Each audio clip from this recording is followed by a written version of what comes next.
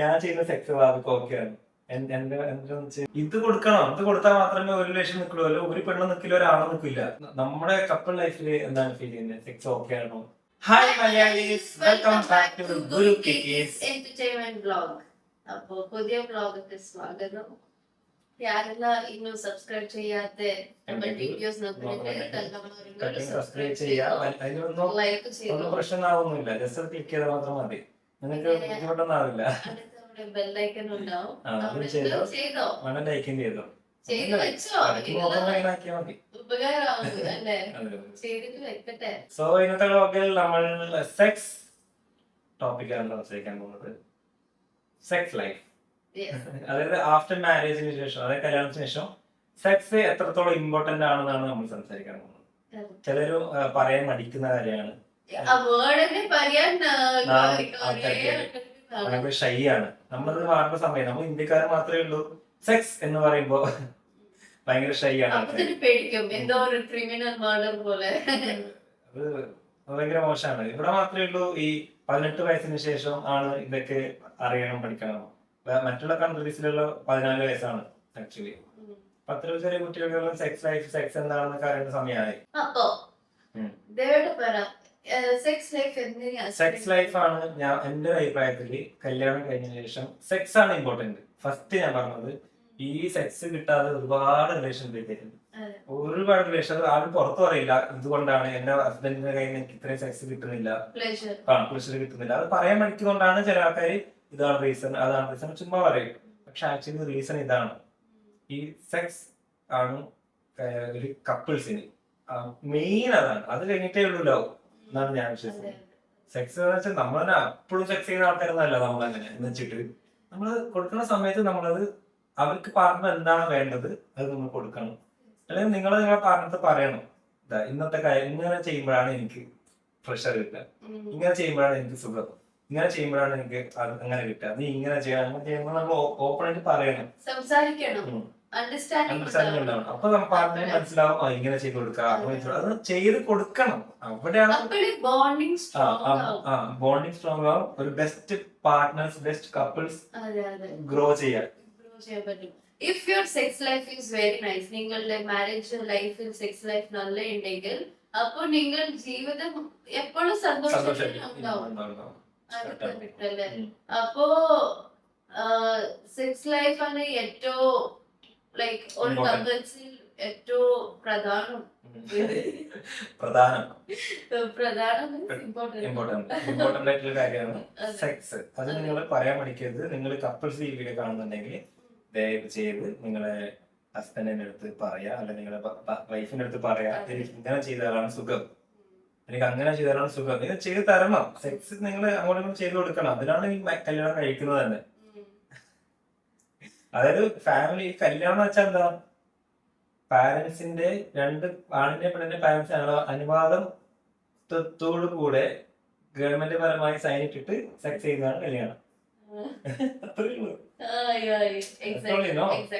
ആൾക്കാരുടെ പെർമിഷൻ കൊണ്ട് നമ്മൾ സെക്സ് ചെയ്യുന്നു.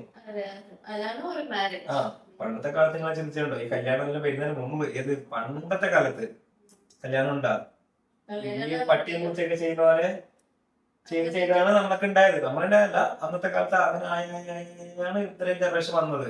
പിന്നീടല്ലേ കല്യാണം കഴിക്കണം, കല്യാണം കഴിച്ചിട്ട് ഇന്നാക്കുന്ന ഭാര്യ. അതെ, ഞാൻ പറഞ്ഞ പണ്ടത്തെ കാലത്താവും, ഒരു ബില്യൺ ഇയേഴ്സ് ബിഫോർ, ഇത്രയും വർഷം മുമ്പത്തെ ആ ഹ്യൂമൻസ് ഉണ്ടായ സ്ഥലത്ത് ആലോചിച്ച് അവർക്കറിയാം കല്യാണം കഴിക്കണം എന്നൊക്കെ. ഇപ്പൊ ഈ റൂൾസ് ഇങ്ങനെ വന്നതുകൊണ്ട് മാത്രമാണ് കല്യാണം കഴിക്കണം, സെക്സ് ചെയ്യണം എന്നല്ലേ. കല്യാണം കഴിക്കാണ്ട് സെക്സ് ആൾക്കാരുണ്ട്, അത് വേറെ കാര്യം. കല്യാണം കപ്പിൾസ് കല്യാണം കഴിക്കാത്ത ബോയ് ഫ്രണ്ട് ഗേൾ ഫ്രണ്ട് ചെയ്യുന്നുണ്ട്, ഓക്കെ.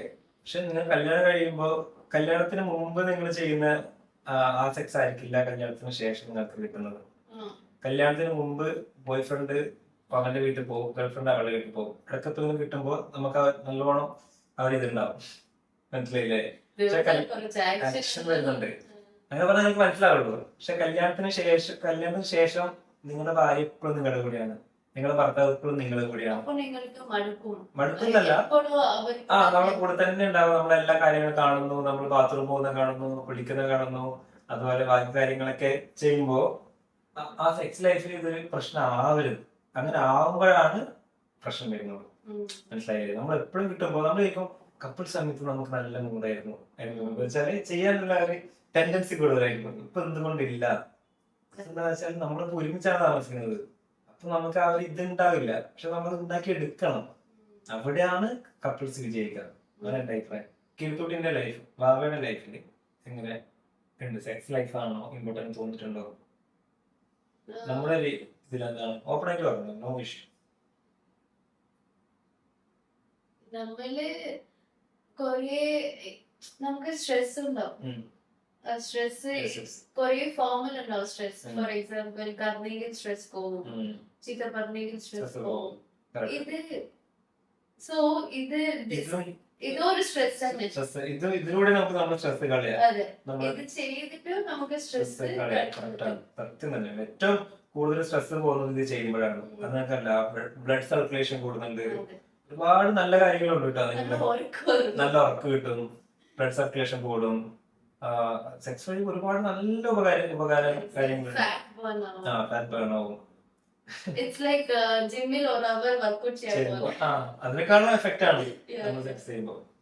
സോ എന്റെ ലൈഫിൽ of course sex is very important. നമ്മുടെ കപ്പിൾ ലൈഫിൽ എന്താണ് ഫീൽ ചെയ്യുന്നത്? സെക്സ് ഓക്കെ ആണോ? ഞാൻ ചെയ്യുന്ന സെക്സ് വാക്ക് ഓക്കെ ആണ്?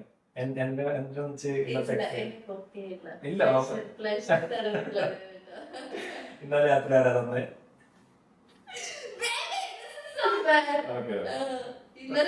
ഭയങ്കര ഉറക്കിന് ക്ഷീണമുണ്ട്. ഇന്നലെ ഉറങ്ങാൻ ലേറ്റ് ആയി. പറ, ശരിക്കും നമ്മുടെ ലൈഫിൽ ഓഫ് കോഴ്സ് നല്ല പ്ലഷർ കൊടുക്കുന്നുണ്ട്. അതെ, എല്ലാം ഓക്കെയാണ് ഞാൻ ചെയ്യുന്നത്. ഞാൻ അറിഞ്ഞു കൊടുക്കും, കാരണം അത് കൊടുക്കണം നമ്മള്. അതുപോലെ കിർത്തൂട്ടി എനിക്ക് എന്റേതായ രീതിയിലുള്ള എല്ലാ കാര്യങ്ങളും തരുന്നുണ്ട്. ഐ ആം കംപ്ലീറ്റ്ലി സാറ്റിസ്ഫാക്ഷൻ എനിക്ക് കിട്ടുന്നുണ്ട്. മനസ്സിലായില്ലേ? I M okay with that. അതിൽ കൂടുതൽ എനിക്കൊന്നും വേണമെന്നില്ല. എന്റെ ആഗ്രഹത്തിലുള്ള എനിക്ക് കിട്ടുന്ന സെക്സ് എനിക്ക് കിട്ടുന്നുണ്ട്. അതുകൊണ്ട് ഞാൻ കംപ്ലീറ്റ്ലി ഞാൻ ഓക്കെയാണ്. ചില കപ്പിൾ ഇപ്പൊ വേറെ ആളുകൾ വീഡിയോ ഈ ചിന്ത മാറ്റുന്ന സമയം കഴിഞ്ഞു. 2026 നമ്മൾ ജനറേഷൻ, പിന്നെ നമ്മൾ എഡ്യൂക്കേഷൻ സിസ്റ്റം, ലൈഫ് സ്റ്റൈൽ എല്ലാം മാറുന്നുണ്ട് ഗൈസ്. അപ്പോ നമ്മൾ മൈൻഡ് സെറ്റും മാറണം. ഇത് നമ്മൾ ഓപ്പൺ ആയിട്ട് സംസാരിച്ചെങ്കിൽ നമ്മൾ എന്തെങ്കിലും ഒരു പ്രോസ്റ്റിറ്റ്യൂട്ട്സ് അല്ല നമ്മൾ ഇമ്പോർട്ടന്റ് ആയ കാര്യമാണ്. നമ്മൾ ഓപ്പൺ ആയിട്ട് സംസാരിച്ചു ആര് സംസാരിക്കും? കാരണം ഒരു കപ്പിളും സോഷ്യൽ മീഡിയയെ പറ്റി സംസാരിക്കുന്നില്ല. അറ്റ്ലീസ്റ്റ് നമ്മളെങ്കിലും സംസാരിക്കേണ്ടതാണ് സംസാരിക്കുന്നത്. നിങ്ങൾ ബാക്കി എല്ലാ കാര്യത്തിലും അഡ്വൈസ് കൊടുക്കണം വേറെ കപ്പിൾസ്. നിങ്ങൾ റെസ്പെക്ട് ചെയ്യുക പാർട്ട്നേഴ്സിനെ, നിങ്ങൾ അങ്ങനെ ചെയ്യുക.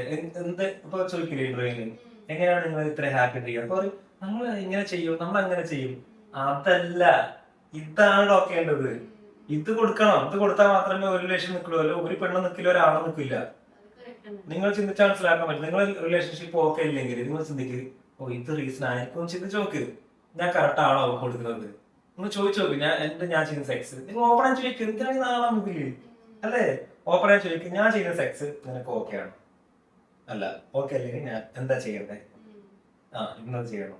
അത് അപ്പൊ ആ പെണ്ണ് ഓപ്പൺ ആയി പറയണം, എനിക്ക് ഇങ്ങനെ ചെയ്തു തരണം, എനിക്ക് അങ്ങനെ ചെയ്തു തരണം. പെണ്ണിക്ക് ഇൻട്രസ്റ്റ് ഉണ്ടാവില്ല, പക്ഷെ ആണ് അങ്ങനെയുണ്ട്. അപ്പോ ആ സിറ്റുവേഷനിൽ എങ്ങനെ ഹാൻഡിൽ ചെയ്യണം ഭയങ്കര കഷ്ടം. മേ ബി പെണ്ണിക്ക് ഭയങ്കര ഉണ്ടാവും, അപ്പോ അത് തെറ്റാണ്. നിങ്ങൾ രണ്ടാളും അത് മൈൻഡ് സെറ്റ് ആക്കണം. ഇപ്പോ that is very important in relationship. ഇപ്പോ ഈ ആൾക്ക് ഭയങ്കര ഇൻട്രസ്റ്റ് ഉണ്ട് ചെയ്യാൻ, പക്ഷെ ഈ ആൾക്ക് ഇൻട്രസ്റ്റ് ഇല്ലെങ്കിൽ ആ റിലേഷൻഷിപ്പ് ബ്രേക്ക് ആവും. അതെ, അപ്പോ താല്പര്യമില്ലെങ്കിൽ നിങ്ങൾ ഇപ്പൊ ഒരു പെണ്ണ് താല്പര്യമില്ലാന്ന് ചോദിച്ചോളൂ. ആ പെണ്ണ് അവളുടെ അതേപോലെ താല്പര്യമില്ലാത്ത ഒരാളാണ് കിട്ടേണ്ടത്. അല്ലാണ്ട് നല്ല സെക്സിൽ താല്പര്യത്തിനെ കിട്ടിയിട്ട് അവന്റെ ജീവിതം കളയരുത്. അത് സത്യം.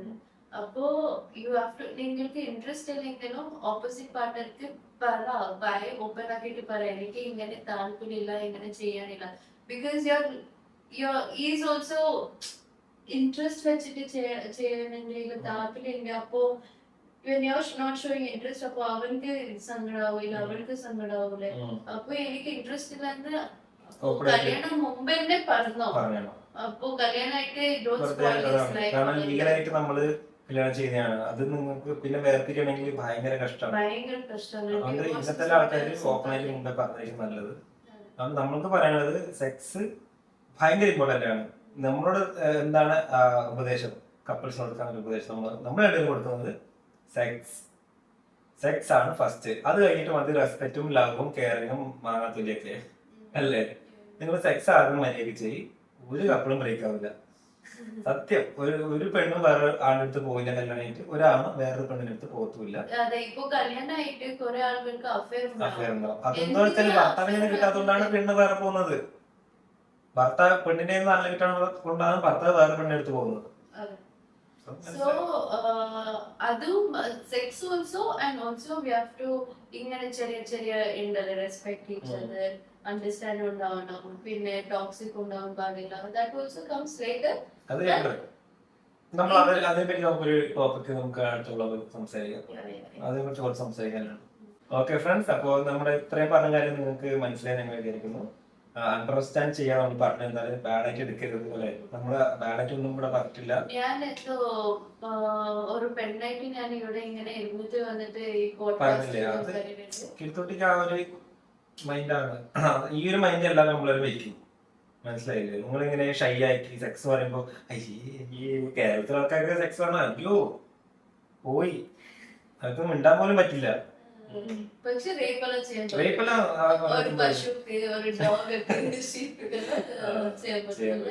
ഇങ്ങനെ കുറെ ആൾക്കാരുണ്ട്.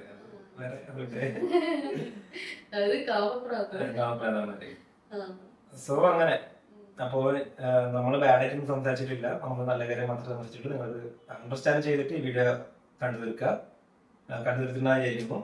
അപ്പോ ഇനിയും നല്ല നല്ല ടോപ്പിക്കായിട്ടും ചലഞ്ചായിട്ടും ഗെയിംസ് ആയിട്ടും നമ്മൾ വീണ്ടും വരുന്നതായിരിക്കും. Until then, stay tuned.